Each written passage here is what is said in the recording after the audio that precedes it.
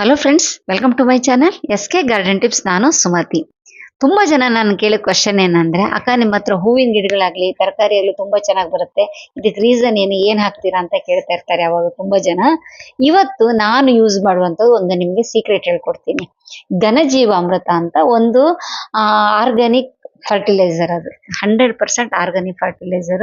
ಹಳೆ ಕಾಲದಿಂದ ಯೂಸ್ ಮಾಡಿರುವಂತ ಒಂದು ಫರ್ಟಿಲೈಸರ್. ಇದನ್ನ ಸುಲಭವಾಗಿ ತಯಾರಿ ಮಾಡೋದು ನಾನು ನಿಮ್ಗೆ ಹೇಳ್ಕೊಡ್ತೀನಿ. ಇದು ಹಾಕೋದ್ರಿಂದ ಏನ್ ಬೆನಿಫಿಟ್ ಅಂತ ನಿಮ್ಗೊಂದು ಡೌಟ್ ಬರ್ಬೋದು. ಅದ್ರ ಬಗ್ಗೆ ನಾನು ಕ್ಲೀನ್ ಆಗಿ ನಿಮ್ಗೆ ಎಲ್ಲ ಬಿಡಿಸಿ ಬಿಡಿಸಿ ಹೇಳ್ತೀನಿ. ನೀವು ಅದಕ್ಕೋಸ್ಕರ ಸ್ಕಿಪ್ ಮಾಡ್ಲಾರ್ದೆ ಕೊನೆ ತನಕ ನಾನು ಹೇಳೋ ಪಾಯಿಂಟ್ಸ್ ಎಲ್ಲ ನೋಡಿ, ಆಯ್ತಾ? ಹಾಗೆ ನನ್ನ ಚಾನಲ್ ನೀವು ಫಸ್ಟ್ ಟೈಮ್ ನೋಡ್ತೀವಿ, ಸಬ್ಸ್ಕ್ರೈಬ್ ಮಾಡ್ಕೊಳ್ಳೋದು ಮಾತ್ರ ಮರಿಬೇಡಿ. ಇದನ್ನ ಯೂಸ್ ಮಾಡೋದ್ರಿಂದ ಅರ್ಥವರ್ಮ್ಸ್ ಕೂಡ ಹುಟ್ಟುತ್ತೆ.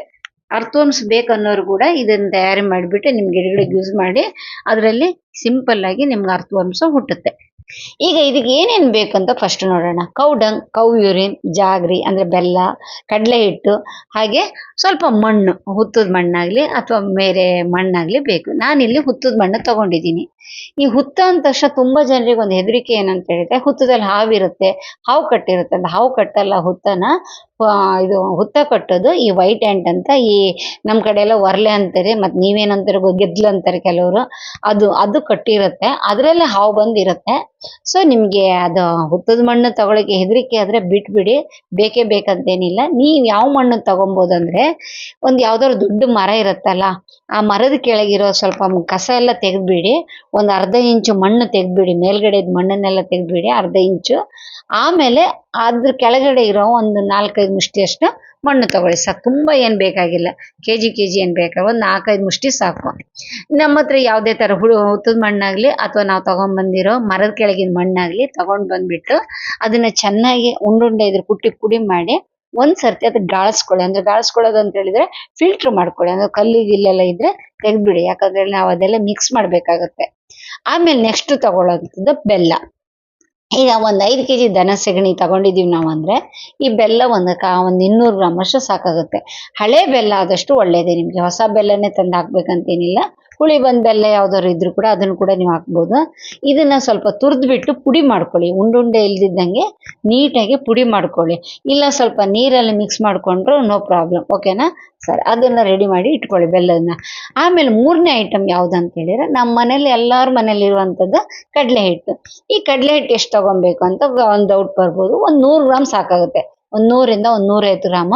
ಒಂಚೂರು ಹೆಚ್ಚು ಕಮ್ಮಿ ಆದ್ರೆ ಏನ್ ತೊಂದ್ರೆ ಇಲ್ಲ. ನಾನು ಅಳತೆ ಹೇಳ್ತಿದ್ದೀನಲ್ಲ ಅಂತ ಕರೆಕ್ಟ್ ಆಗಿ ಅಳತೆ ಪ್ರಕಾರ ನೀನು ಮಾಡ್ಬೇಕಾಗಿಲ್ಲ, ಹೆಚ್ಚು ಕಮ್ಮಿ ಮಾಡ್ಕೊಬಹುದು. ಹಾಗೆ ಗೋಮೂತ್ರ ಬೇಕಾಗತ್ತೆ. ಈ ಗೋಮೂತ್ರ ಆಗ್ಲಿ ದನ ಸೆಗಣಿ ಆಗ್ಲಿ ಎಲ್ಲಿ ತಗೊಬೇಕಂತ, ನೀವು ನಿಮ್ ಮನೆ ಹತ್ರ ಎಲ್ಲಾದ್ರೂ, ಸಿಟಿ ಅವ್ರಿಗೆ ಹೇಳ್ತಾ ಇದ್ದೀನಿ, ಗೋಶಾಲೆ ಇದ್ರೆ ಅಲ್ಲಿಂದ ಕಲೆಕ್ಟ್ ಮಾಡ್ಕೊಳ್ಳಿ. ಈ ದನ ಸೆಗಣಿ ಅಂದ ತಕ್ಷಣ ನೀವು ಯಾವ್ದು ಈ ಹೈಬ್ರಿಡ್ ದನದ್ದೆಲ್ಲ ತಗೊಳಕ್ ಹೋಗ್ಬೇಡಿ. ಜರ್ಸಿ ದನ ಇರುತ್ತಲ್ಲ ಅಂತದೆಲ್ಲ ಬರಕ್ ಹೋಗ್ಬೇಡಿ. ಈ ಊರ್ ಕಡೆ ನಾಟಿ ಹಸು ಅಂತೀವಿ ನೋಡಿ, ಆ ತರದ ದನದ ಸೆಗಣಿ ತಗೊಳ್ಳೋದು ತುಂಬಾ ಒಳ್ಳೇದು. ನೋಡಿ, ನಾನು ಇಲ್ಲಿಂದ 5 ಕೆಜಿ ಅಷ್ಟು ತಗೊಂಡಿದ್ದೀನಿ. ಹಾಗೆ ಒಂದ್ 2 ಲೀಟರ್ ಅಷ್ಟು ಗೋಮೂತ್ರ ತಗೊಂಡಿದ್ದೀನಿ. ಹುತ್ತದ ಮಣ್ಣು, ಬೆಲ್ಲ, ಕಡಲೆ ಹಿಟ್ಟು ಇಷ್ಟೇ ಬೇಕಾಗೋದು, ಇನ್ನೇನ್ ಬೇಕಾಗಲ್ಲ ಇದಕ್ಕೆ. ಸಿಂಪಲ್ ಆಗಿ ಇಷ್ಟು ತಗೊಂಡ್ಬಿಟ್ಟು ದನದ ಸೆಗಣಿನ ಫಸ್ಟ್ ಆಗಿ ನೀವೇನ್ ಮಾಡ್ಬೇಕಂದ್ರೆ ನೀಟಾಗಿ ಅದನ್ನ ಉಂಡುಂಡೆ ಇಲ್ದಿದ್ದಂಗೆ ಎಲ್ಲ ಅದನ್ನ ಒಂಥರ ಹಿಟ್ಟದ್ ಕಲ್ಸ್ತೀವಲ್ಲ ಆ ತರ ಕಲ್ಸ್ಕೊಳ್ಳಿ. ಆಮೇಲೆ ಅದಕ್ಕೊಂದ್ 2-3 ಮುಷ್ಟಿ ಅಷ್ಟು ಮಣ್ಣು ಹಾಕಿ. ಈಗ ನಾ ಇಷ್ಟು ಮುಂಚೆ ಹೇಳಿದ್ನಲ್ಲ, ಹುತ್ತದ ಮಣ್ಣಾಗ್ಲಿ ಮರದ ಕೆಳಗಿನ ಮಣ್ಣಾಗ್ಲಿ ನಾವು ಕಲೆಕ್ಟ್ ಮಾಡ್ಕೊಂಡ್ ಬಂದಿರ್ತೀವಲ್ಲ ಅದನ್ನ ಹಾಕಿ. ಆಮೇಲೆ ಬೆಲ್ಲ. ಈ ಬೆಲ್ಲನ ನೀವು ನೀರಲ್ಲಿ ಕರಗಿಸ್ಬಿಟ್ಟು ಹಾಕ್ಬೋದು, ಇಲ್ಲ ಅಂತ ಹೇಳಿದ್ರೆ ನೀಟಾಗಿ ತುರಿದ್ಬಿಟ್ಟು ಆ ಪೌಡರ್ ಕೂಡ ಹಾಕೊಬಹುದು. ನಾನನ್ ಕೇಳಿದ್ರೆ ಸ್ವಲ್ಪ ನೀರಲ್ಲಿ ಒಂಚೂರು ಮಿಕ್ಸ್ ಮಾಡ್ಕೊಳ್ಳೋದು ಬೆಟರ್ ಅನ್ಕೊಂತೀನಿ. ಯಾಕಂತೇಳಿ ಅದು ಮಿಕ್ಸ್ ಆಗಕ್ಕೆ ತುಂಬಾ ಹೊತ್ತು ಹಿಡಿತು. ಈ ತರ ಪುಡಿ ಹಾಕಿದ್ರೆ, ಇದು ನಂದೊಂದು ಅನುಭವದ ಪ್ರಕಾರ ನಿಮ್ಗೆ ಹೇಳ್ತಾ ಇದ್ದೀನಿ, ಓಕೆನಾ?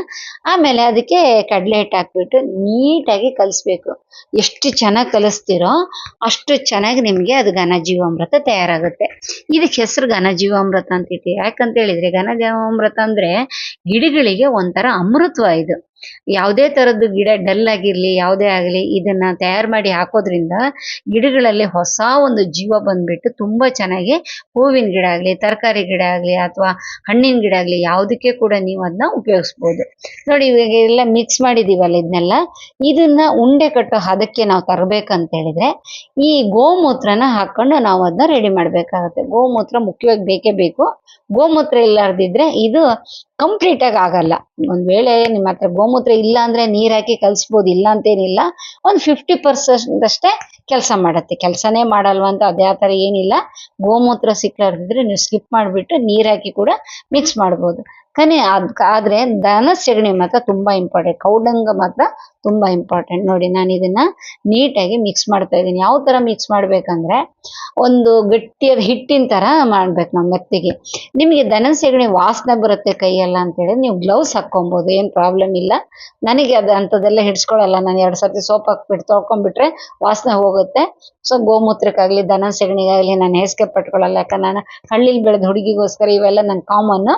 ಸೊ ನಾನಾದರೆ ನಾರ್ಮಲಾಗಿ ಕೈ ಹಾಕಿದ್ದೀನಿ. ನಿಮ್ಮ ಸಿಟಿಲಿ ಇದ್ದವರಿಗೆ ವಾಸನೆ ಬರುತ್ತೆ ಅನ್ನಂಗಿದ್ರೆ ಮಾತ್ರ ಗ್ಲೌಸ್ ಹಾಕ್ಕೊಳ್ಳಿ. ನೋಡಿ ಇವೆಲ್ಲನೂ ಕಂಪ್ಲೀಟಾಗಿ ಮಿಕ್ಸ್ ಮಾಡಿಬಿಟ್ಟು ಅದನ್ನ ಉಂಡೆ ಥರ ಮಾಡ್ಕೊಬೋದು. ಈ ಉಂಡೆ ಸೈಜ್ ನಿಮ್ಮಿಷ್ಟ. ದೊಡ್ಡದು ಮಾಡ್ಕೊಬೋದು, ಇಲ್ಲ ಸಣ್ಣ ಸಣ್ಣದಕ್ಕೆ ಮಾಡ್ಕೊಬೋದು. ನನ್ನನ್ನು ಕೇಳಿದ್ರೆ ಒಂದು ಮೀಡಿಯಮ್ ಆಗಿ ಮಾಡ್ಕೊಳ್ಳಿ. ಯಾಕಂದ್ರೆ ಒಂದು ಪಾಟಿಗೆ ಒಂದು ಹಾಕಿದ್ರೆ ಸಾಕಾಗುತ್ತೆ. ಡೈರೆಕ್ಟಾಗಿ ಇದನ್ನೇ ಇಡ್ಬೋದು. ಇಲ್ಲ ಅಂತ ಹೇಳಿದ್ರೆ ಇದನ್ನ ಪುಡಿ ಮಾಡಿ ಕೂಡ ಹಾಕ್ಬೋದು. ಅದ್ರ ಬಗ್ಗೆ ನಾನು ಆಮೇಲೆ ಹೇಳ್ತೀನಿ, ಇದೇ ವಿಡಿಯೋ ಎಂಡಿಂಗಲ್ಲಿ ಹೇಳ್ತೀನಿ. ನೋಡಿ ಈ ಥರ ಎಲ್ಲ ಲಡ್ಡು ಥರ ಮಾಡ್ಕೊಬೇಕು. ನೋಡಿ ಎಷ್ಟು ನೀಟಾಗಿ ಹದವಾಗಿ ಬಂದಿದೆ ನೋಡಿ. ಇಲ್ಲ ಅಂತೇಳಿ ಒಡೆದೊಡ್ದು ಹೋಗುತ್ತೆ. ನೀವು ಸರಿಯಾಗಿ ಮಿಕ್ಸ್ ಮಾಡ್ಕೊಳ್ಳಿಲ್ಲ ಅಂದರೆ ಒಡೆದೊಡ್ದು ಹೋಗುತ್ತೆ. ಅದರಿಂದ ಏನಾಗುತ್ತೆ ಅಂದರೆ ನೋಡೋಕೆ ಚೆನ್ನಾಗಿರಲ್ಲ. ಅಷ್ಟೇ ಬಿಟ್ಟರೆ ಏನು ಪ್ರಾಬ್ಲಮ್ ಏನು ಬರಲ್ಲ. ಏನು ಆ ಥರ ಒಡೆದೋದ ತಕ್ಷಣ ಏನು ನಾವು ಅದನ್ನೇನು ಸೇಲಿಗೇನು ಇಟ್ಟಿಲ್ವಲ್ಲ, ನಮ್ಮ ಮನೇಲಿ ನಾವು ತಯಾರು ಮಾಡ್ಕೊತ ಇದೀಗೋಸ್ಕರ ನೀವು ಅದು ಹೇಗೆ ಬೇಕಾದ್ರೆ ಹಾಗೆ ಮಾಡ್ಕೊಬೋದು. ರೌಂಡ್ ಶೇಪಲ್ಲೇ ಮಾಡ್ಕೊಬೇಕಂತ ಕೂಡ ಏನಿಲ್ಲ. ಅದನ್ನು ತಟ್ಟಿ ಈ ಸೆಗಣಿ ಬೆರಣಿ ಮಾಡ್ತಿರ್ತಾರಲ್ಲ, ಕುಳ್ಳು ಅಂತಾರೆ ಈ ನಾರ್ತ್ ಕರ್ನಾಟಕದಲ್ಲೆಲ್ಲ ಕುಳ್ಳು ಅಂತಾರೆ. ಇಲ್ಲ ಅಂತ ಹೇಳಿದ್ರೆ ಈ ನಾರ್ಮಲ್ ಆಗಿ ಇದು ಸೆಗಣಿ ಬೆರಣಿ ಅಂತೀವಿ ನಾವು. ಅದನ್ನ ಆ ಥರ ತಟ್ಟಿ ಕೂಡ ನೀವು ಇದು ಮಾಡ್ಕೊಬೋದು. ಓಕೆನಾ. ಈಗ ಒಣಗಿಸೋದ್ರಲ್ಲಿ ಮಾತ್ರ ಒಂದು ಟೆಕ್ನಿಕ್ ಇದೆ. ಏನಂತೇಳಿ ಯಾವುದೇ ಕಾರಣದಲ್ಲೂ ಬಿಸಿಲಲ್ಲಿ ಒಣಸೋಕೆ ಹೋಗ್ಬಾರ್ದು. ಇದು ನೆರಳಲ್ಲೇ ಒಣಗಿಸ್ಬೇಕಿದ್ದ 10 ದಿವಸ ಆಗಲಿ 15 ದಿವಸ ಆಗಲಿ 20 ದಿವಸ ಆಗಲಿ ನೆರಳಲ್ಲೇ ಒಣಗಿಸ್ಬೇಕು. ಒಣಗಿಸಿದ್ರ ಮೇಲೇನೆ ಅದು ರೆಡಿ ಆಗುತ್ತೆ. ಇವೆಲ್ಲ ಮಿಕ್ಸ್ ಮಾಡೋದ್ರಿಂದ ಇದರಲ್ಲಿ ಏನಾಗುತ್ತೆ ಅಂದರೆ ಸೂಕ್ಷ್ಮ ಜೀವಿಗಳು ನಮಗೆ ಕೋಟಿ ಜಾಸ್ತಿ ಬೆಳೆಯುತ್ತೆ. ಈ ಸೂಕ್ಷ್ಮ ಜೀವಿಗಳನ್ನೋದು ಗಿಡಗಳಿಗೆ ಸಿಕ್ಕಾಪಟ್ಟೆ ಒಳ್ಳೆ ಕೆಲಸ ಮಾಡುತ್ತೆ. ಅದಕ್ಕೋಸ್ಕರ ಇದನ್ನ ಹಾಕೋದು. ಈ ಒಣಗಿರ ಮೇಲೆ ಇದನ್ನ ಪೌಡರ್ ಮಾಡಿ ಕೂಡ ಇಟ್ಕೊಬೋದು. ನೀವು ಪೌಡರ್ ಮಾಡಿ ಇಟ್ಕೊಂತೀವಿ ಅಂದ ತಕ್ಷಣ ಅದು ಹಾಗೆ ಡ್ರೈ ಆಗಿ ಬಿಡಬಾರ್ದು. ಒಂದು ಸ್ವಲ್ಪ ನೀರು ಚಿಮ್ಮಿಸ್ಬಿಟ್ಟು ಒಂದು ಸ್ವಲ್ಪ ತೇವಾಂಶ ಇರೋಂಗೆ ನೋಡಿಕೊಂಡ್ರೆ ನಾವು ಅದನ್ನ 6 ತಿಂಗಳವರೆಗೂ ಇಟ್ಕೊಂಡು ಯೂಸ್ ಮಾಡ್ಬೋದು. ಇದು ಒಂದು ಸರ್ತಿ ತಯಾರು ಮಾಡಿದರೆ 6 ತಿಂಗಳ ತನಕ ನಾವು ಯೂಸ್ ಮಾಡೋಕ್ಕಾಗುತ್ತೆ. ಒಂದೊಂದು ಉಂಡೆನ ಒಂದೊಂದು ಗಿಡಕ್ಕೆ ಹಾಕ್ಬೋದು. ಪುಡಿ ಮಾಡಿದ್ರೆ ಒಂದೊಂದು 2 ಮುಷ್ಟಿ 15-20 ದಿವಸಕ್ಕೆ ಒಂದು ಸರ್ತಿ ಹಾಕಿ ಸಾಕಾಗುತ್ತೆ. ಓಕೆನಾ. ಇದನ್ನ ಗಿಡಕ್ಕೆ ಹಾಕೋದ್ರಿಂದ ಅರ್ಥವರ್ಮ್ಸ್ ಕೂಡ ಹುಟ್ಟುತ್ತೆ. ಓಕೆನಾ. ಇದರಲ್ಲಿ ನಾನು ಹೇಳ್ದಂಗೆ ಸೂಕ್ಷ್ಮ ಜೀವಿಗಳು ಎಲ್ಲ ಚೆನ್ನಾಗಿ ಡೆವಲಪ್ ಆಗಿ ಗಿಡಗಳು ಬೆಳೆಸುತ್ತೆ ಅಂದನಲ್ಲ, ಹಾಗೆ ಅರ್ಥವರ್ಮ್ಸ್ ಕೂಡ ಹುಟ್ಟುತ್ತೆ. ಇವೇ ಐಟಮ್ಸನ್ನು ಈ ಕೌ ಯೂರಿನ್, ಬೆಲ್ಲ, ಕಡಲೆ ಹಿಟ್ಟು, ಈ ಮಣ್ಣು ಇದನ್ನೆಲ್ಲ ನೀರಿಗೆ ಮಿಕ್ಸ್ ಮಾಡೋದ್ರಿಂದ ನಿಮಗೆ ದ್ರವ ಜೀವಾಮೃತ ತಯಾರಾಗುತ್ತೆ. ಈ ದ್ರವ ಜೀವಾಮೃತ ಕೂಡ ನೀವು ಗಿಡಗಳಿಗೆ ಡೈರೆಕ್ಟ್ ಹಾಕ್ಬೋದು. ಆದರೆ ಇದನ್ನು ರೆಡಿ ಮಾಡಿದ ತಕ್ಷಣ 2ನೇ ದಿವಸಕ್ಕೆ ನಾವು ಹಾಕಿಬಿಡ್ಬೇಕಂದ್ರೆ ಇದು 2 ದಿವಸ ನೆನೆಸ್ಬಿಟ್ಟು ದಿನಕ್ಕೆ 2 ಸರ್ತಿ ಮಗ್ಚುತ್ತಾ ಇರಬೇಕು. ಉಲ್ಟಾ ಪಲ್ಟಾ ತಿರ್ಗಿಸ್ಬಾರ್ದು. ಒಂದೇ ಶೇಪಲ್ಲಿ ತಿರ್ಗಿಸ್ತಾ ಇದ್ದರೆ ಅದು ರೆಡಿಯಾಗಿ ಮುಚ್ಚಿ ಇಡಬೇಕು. 2 ದಿವಸ ಆದ್ರ ಮೇಲೆ ಅದಕ್ಕೊಂದಷ್ಟು ನೀರು ಮಿಕ್ಸ್ ಮಾಡಿ ಗಿಡಗಳಿಗೆ ಹಾಕಿದರೆ ಗಿಡಗಳು ಸೂಪರಾಗಿ ಬೆಳೆಯುತ್ತೆ. ನಿಮ್ಗೆ 2 ವಿಧಾನ ಕೂಡ ಹೇಳಿದ್ದೀನಿ.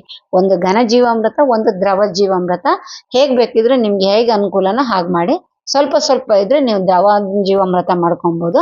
ಜಾಸ್ತಿ ಸೆಗಣಿ ಸಿಕ್ಕಿದವಾಗ ಘನ ಜೀವಾಮೃತ ತಯಾರು ಮಾಡಿ ಇಟ್ಕೊಳ್ಳಿ. ಹೇಗಿದ್ರು ಬೇಸಿಗೆಗೋಸ್ಕರ 1 ವಾರ 10 ದಿವಸದಲ್ಲಿ ಒಣಗಿ ಹೋಗ್ಬಿಡುತ್ತೆ. ಪ್ರಾಬ್ಲಮ್ ಏನಿರಲ್ಲ. ಇದು ಫ್ರೆಂಡ್ಸ್ ನಾನು ಇವತ್ತು ನಿಮ್ಗೆ ಹೇಳ್ಬೇಕು ಅಂದ್ಕೊಂಡಿದ್ದೊಂದು ವಿಷಯ. ನಿಮ್ಗೆ ಎಷ್ಟು ತನಕ ಅರ್ಥ ಆಗಿದೆ ನಂಗೆ ಗೊತ್ತಿಲ್ಲ. ಡೌಟ್ಸ್ ಬಂದರೆ ಕಾಮೆಂಟಲ್ಲಿ ಕೇಳಿ. ನೆಕ್ಸ್ಟ್ ವಿಡಿಯೋಗೆ ಬರ್ತೀನಿ. ಬಾಯ್.